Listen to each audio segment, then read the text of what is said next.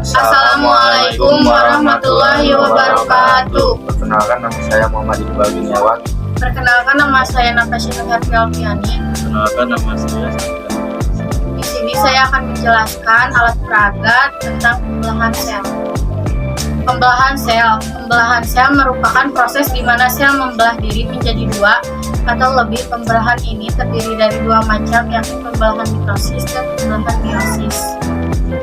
Mitosis merupakan pembelahan sel yang menghasilkan dua sel anak, di mana pembelahan sel tersebut melalui tahap-tahap yang teratur, serta memiliki fungsi dan jumlah kromosom yang sama dengan induknya. Profase adalah tahap pertama pembelahan sel pada mitosis dan meiosis, bermula setelah interfase DNA tereplikasi saat sel memasuki profase. Kejadian utama pada profase adalah kondensasi retikulum, kromatin, dan menghilangnya nukleus. Ciri-ciri profase: benang-benang kromatin memendek dan menebal membentuk kromatin. Metafase, yaitu fase di mana kromatin bergerak menuju bagian tengah inti sel untuk membentuk lempeng metafase.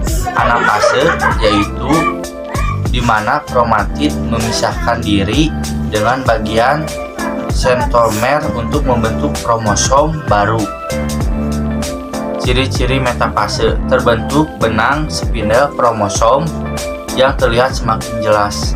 Tahap anafase ditandai dengan memisahkan kromatin dari bagian sentromer yang kemudian membentuk kromosom baru. Masing-masing kromosom ditarik oleh benang-benang spindel menuju kutub yang berlawanan. Jumlah kromosom yang menuju ke kutub yang satu akan sama dengan jumlah kromosom yang menuju ke kutub lainnya. Ciri-ciri dari anafase yaitu benang-benang spindel memendek, kromatin menuju kutub yang berlawanan, mulai terjadi sinkinesis. Telofase adalah pembelahan sel di mana inti sel anakan terbentuk kembali dari fragmen nukleus. Bentuk selnya memanjang akibat peran mikrotubulus non-kinetochore. Benang-benang kromatin mulai longgar. Ciri telofase yaitu kromatin telah sampai di kutub yang berlawanan. Meiosis merupakan pembelahan sel yang menghasilkan 4 sel anak, di mana pembelahan sel tersebut terjadi pengurangan jumlah kromosom. Meiosis 1 terjadi dalam 5 tahapan, yaitu interfase, profase 1, metaprofase 1, anafase 1, dan telofase 1. Profase diawali dengan leptoten, di mana kromosom yang terdiri dari serat kromatin memanjang dan membentuk struktur kromomer dan mengarah ke sentrior. Kromosom yang sama kemudian dipasangkan atau disebut dengan zigoten. Pemasangan kromosom dibantu oleh kompleks protein sinaptomal agar stabil. Metafase 1, kromosom homolog mulai tersusun rapi di bagian ekuator atas lempeng metafase. Selain itu, serat spindel menempel pada 2 sentromer di masing-masing kromosom homolog. Anafase 1. Tahap selanjutnya adalah anafase 1. Dalam tahap ini, kromosom homolog akan berpisah menuju kutub yang saling berlawanan akibat tarikan dari benang gelondong. Selain itu, di tahap anafase 1 juga akan terjadi reduksi kromosom. Telofase 1. Pada tahap telofase 1, membran inti mulai terbentuk kembali, atau disebut juga dengan proses sitokinesis. Sinokinesis sendiri adalah kondisi saat sitoplasma dari satu eukariotik sel membelah menjadi 2 sel anak. Sitokinesis adalah bagian dari proses pembelahan sel, yaitu sitoplasma dari satu eukariotik sel membelah menjadi 2 sel anak.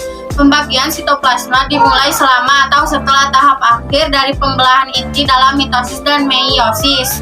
Meiosis 2 adalah pembelahan meiosis yang menghasilkan sel anak dan setelah kromosom. Profase 2, tahapan pembelahan kedua, yang pertama adalah fase 2.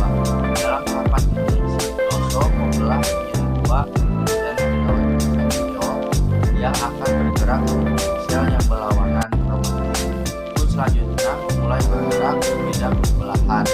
Fase 2 adalah tahapan fase 2 kromosom bergerak pada bidang pembelahan atau ekwator. Setelah itu akan benang-benang spidal yang salah satu terdapat pada sentromer, sedangkan lainnya ke arah yang berlawanan.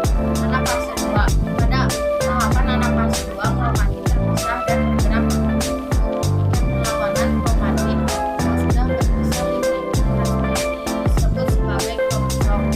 Anafase 2 pada proses anafase 2 terjadi pemisahan kromatin dengan cara ditarik yang berlawanan.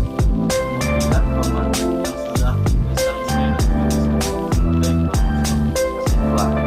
Fase 2 merupakan tahap akhir dari semua proses yang terjadi pada tahap ini. Nukleus mulai terbentuk, membran inti mulai terlihat, dan benang-benang spidel menghilang serta kembali terjadi proses hidrokinesis. Normalnya di proses akhir ini akan ada fase anak yang terbentuk. Sitokinesis 2 merupakan sebuah rancangan filamen sehingga dapat untuk membentuk cincin kontraktil.